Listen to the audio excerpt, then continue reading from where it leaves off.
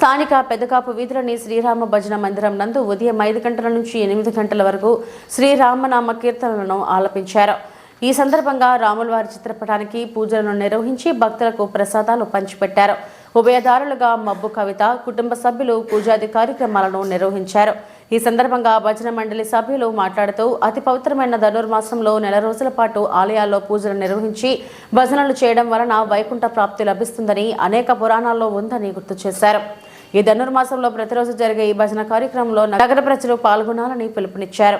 కార్యక్రమంలో కె చిన్నబ్బ, లక్ష్మీదేవమ్మ, వెంకటనారాయణ, మునికృష్ణయ్య, బాలసుబ్రహ్మణ్యం తదితరులు పాల్గొన్నారు.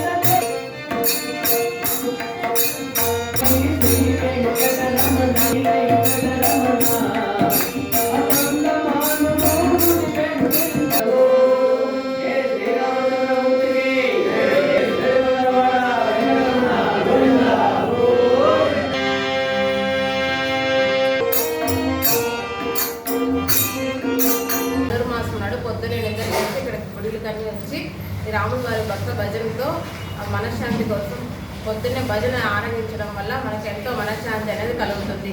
ఈ ధనుర్మాసం నాడు ఆడవాళ్ళు పెద్దగా పొద్దున్న తలస్నానం ఆచరించి మన గుడికి వచ్చి పూజ చేయడం వల్ల ఆ దేవుడి అనుగ్రహం మనకు ఎల్లప్పుడూ ఎల్లవేళలా ఉండాలని కోరుకుంటున్నాను. అందరికీ ఈ ధనుర్మాసం నాడు ఎంతో ప్రత్యేకత ఉంటుంది. పొద్దున్నే లేవడం వల్ల మనకు చాలా ప్రత్యేకత లభిస్తుంది. ఈ గుడి మనకు 40 సంవత్సరాల నుంచి భక్త భజన గుడి అనేది మనకు పెదకాపు వీధిలో ఉంటుంది. దీనివల్ల మనకు చాలా ప్రయోజనాలు ఉన్నాయి. ఈ గుడి వల్ల ఎంతోమంది ఆంజనేయ స్వామిని భక్తితో పూజిస్తారు. పెదకాపు వీధి రాముల వారి గుడి ధనుర్మాసం 30 రోజులు తెల్లవారుజాము నుంచి ఆడవాళ్ళందరము భజన బాగా చేస్తాము. అందరూ భజనకు అందరూ రావాలని కోరుకుంటున్నాము.